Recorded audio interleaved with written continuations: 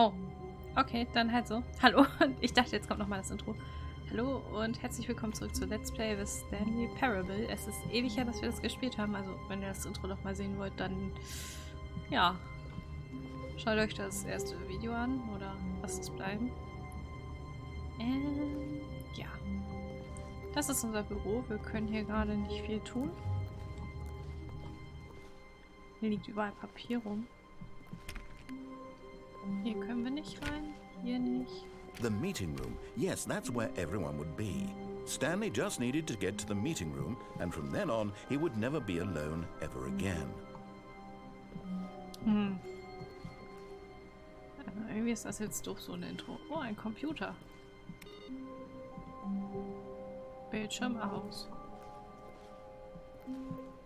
Hier war mein Arbeitsplatz. Sehr komisch. Was steht denn da? Wer hat gefurzt? Das ist eine sehr interessante Frage. I just hate my boss. Achso, ich mag Arbeit, ich hasse nur meinen Boss und da steht Smile auf der Tasse. Diese Power noch offen. Ach ja, man kann hier ja nicht springen.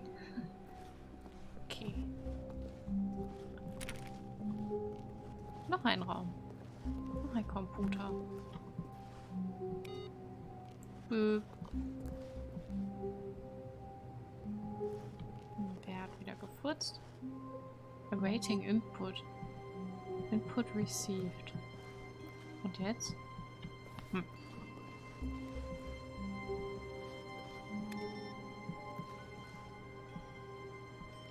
Sehr komisch.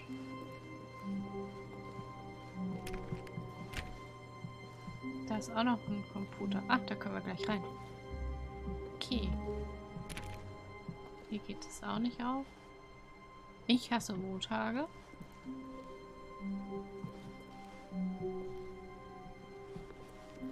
Hey, kommen wir von hier? Das ist ja doof. Ich dachte, wir kommen jetzt, wenn wir hier rechts gehen, zum Computer.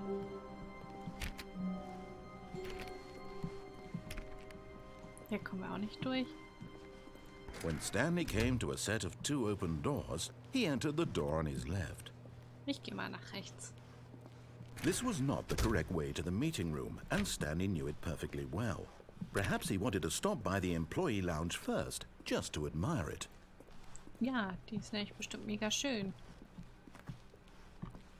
Ah, yes, truly a room worth admiring. It had really been worth the detour after all, just to spend a few moments here in this immaculate, beautifully constructed room. Stanley simply stood here, drinking it all in. Ach nee. But eager to get back to business, Stanley took the first open door on his left. Die erste offene Tür auf der linken Seite.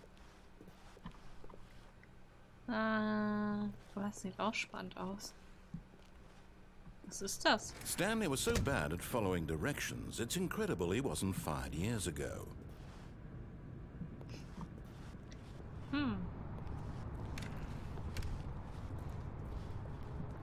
Do not jump from the cargo lift while it is in motion. It will cause death.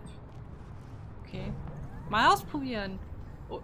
But in his eagerness to prove that he is in control of the story and no one gets to tell him what to do, Stanley leapt from the platform and plunged to his death. Good job, Stanley. Everyone thinks you are very powerful. Okay. Das war etwas. Upsi. Wir können auch jeden Computer ausmachen und alles drücken, außer unseren eigenen. All of his co-workers were gone. What could it mean? Stanley decided to go to the meeting room. Perhaps he had simply missed a memo. Jetzt ist hier das mit Input. Ach so. Jetzt frage ich mich, ob das jedes Mal dann woanders ist. Username Access.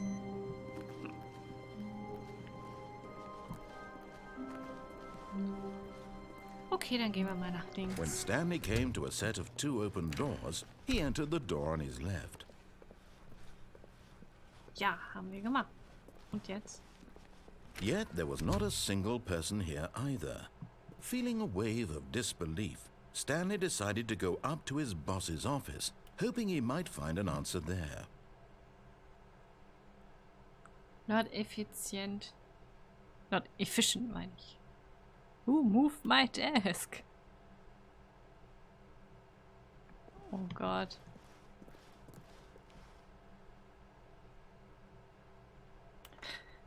Oh. Jeder ist einzigartig. Du vor allem.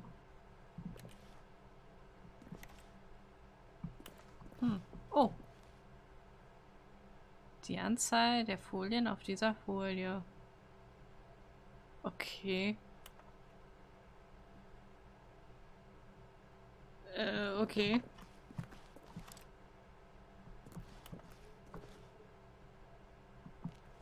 Ja, gut, das... Oh, eine... Ah, wir kriegen die Tür auf.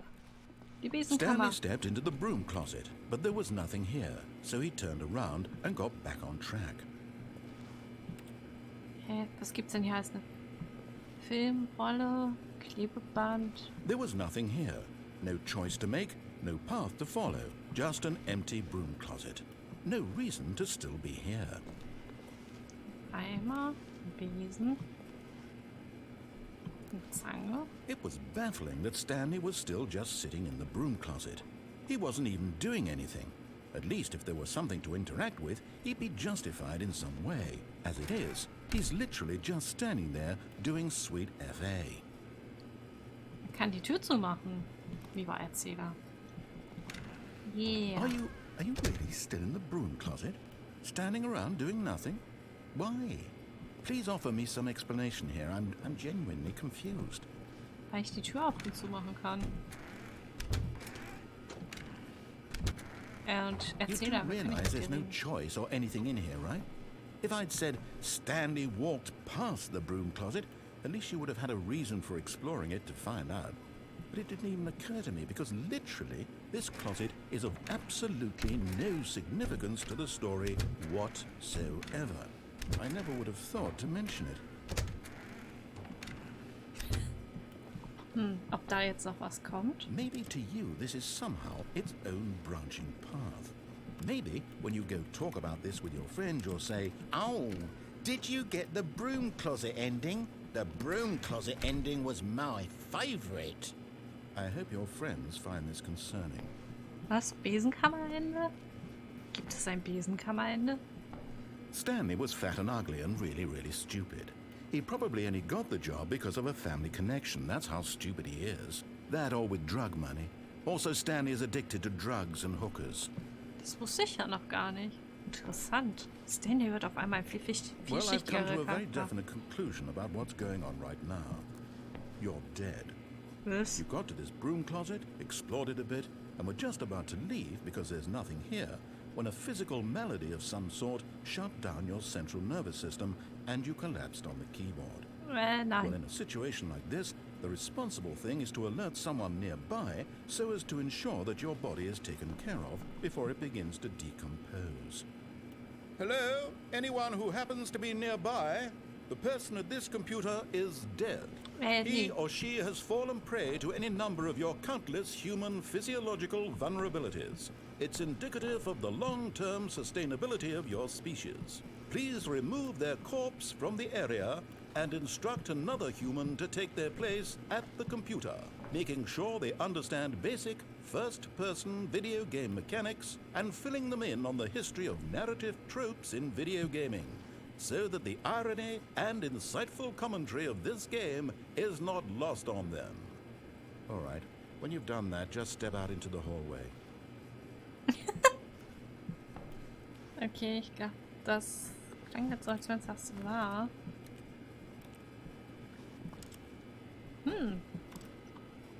Also ich kann euch versichern, ich bin nicht tot. Ich warte jetzt noch kurz, aber da scheint ja wirklich nichts mehr zu kommen. Meine ich zumindest. Auf geht's. Ah, second player. It's good to have you on board. I guarantee you can't do any worse than the person who came before you. Danke. Ich bin immer noch die Gleiche. Coming to a staircase, Stanley walked upstairs to his boss's office. Ich will ja wissen, was hier unten ist. Oh, hier leuchtet es rot, ob hier was passiert. Da ist ein Zettel. Steht da irgendwas? Nö, kann man nicht lesen. Okay. Ein But Packhaus. Stanley just couldn't do it.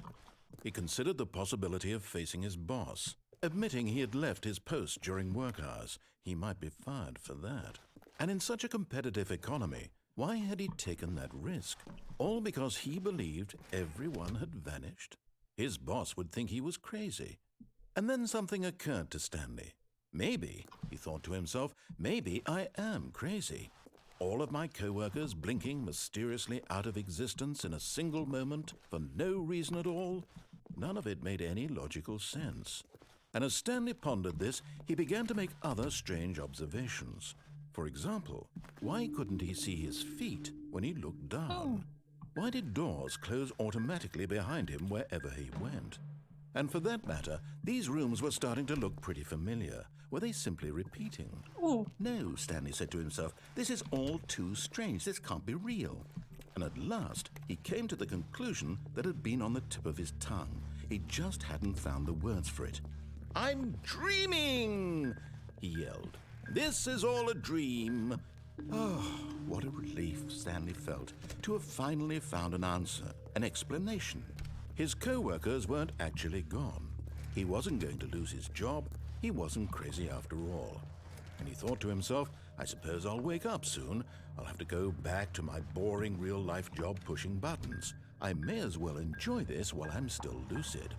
So, he imagined himself flying and began to gently float above the ground. Oh, das ist sehr cool. Then he imagined himself soaring through space on a magical starfield, and it too appeared. It was so much fun, and Stanley marveled that he had still not woken up. How was he remaining so lucid? And then perhaps the strangest question of them all entered Stanley's head. One he was amazed he hadn't asked himself sooner. Why is there a voice in my head dictating everything that I'm doing and thinking? Ja. Now the voice was describing itself being considered by Stanley, who found it particularly strange. I'm dreaming about a voice describing me, thinking about how it's describing my thoughts, he thought. And while he thought it all very odd and wondered if this voice spoke to all people in their dreams, the truth was that, of course, this was not a dream. How could it be? Was Stanley simply deceiving himself, believing that if he's asleep, he doesn't have to take responsibility for himself? Stanley is as awake right now as he's ever been in his life. Now, hearing the voice speak these words was quite a shock to Stanley. After all, he knew for certain, beyond a doubt, that this was in fact a dream. Did the voice not see him float and make the magical stars just a moment ago? How else would the voice explain all that? This voice was a part of himself too. Surely, if he could just... He would prove it. He would prove that he was in control, that this was a dream.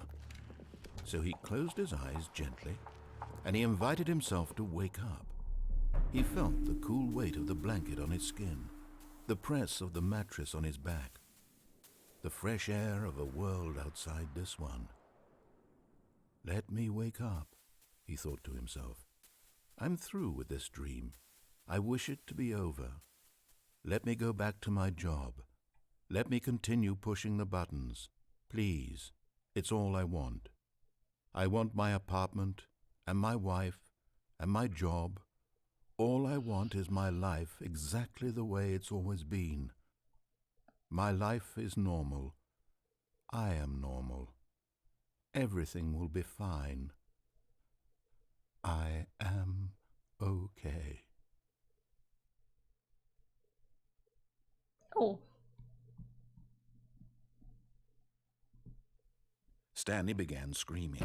Please, someone, wake me up. My name is Stanley. I have a boss. I have an office. I am real. Please, just someone tell me I am real. I must be real. I must be. Can anyone hear my voice? Who am I? Who am I? And everything went black.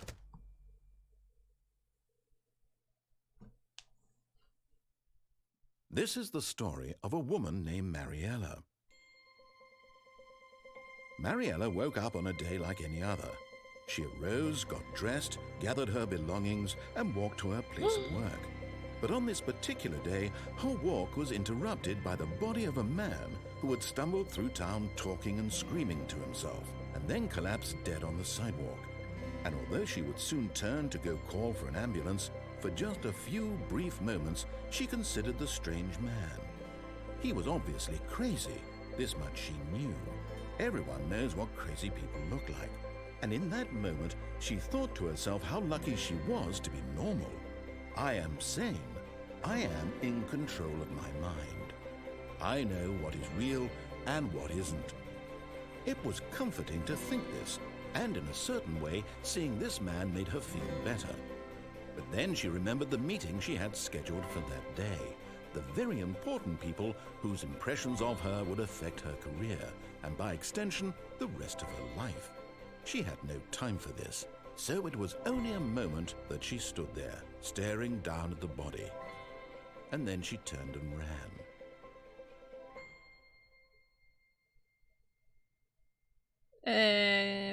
Damit habe ich jetzt irgendwie nicht gerechnet. Oh, shit. Jetzt habe ich nicht auf die Uhr geguckt. Ja, das war's jetzt wieder mit The Stanley Parable. Ich hoffe, ihr hattet Spaß beim Zugucken. Wir sehen uns dann beim nächsten Mal. Bleibt bis dahin frisch und ciao.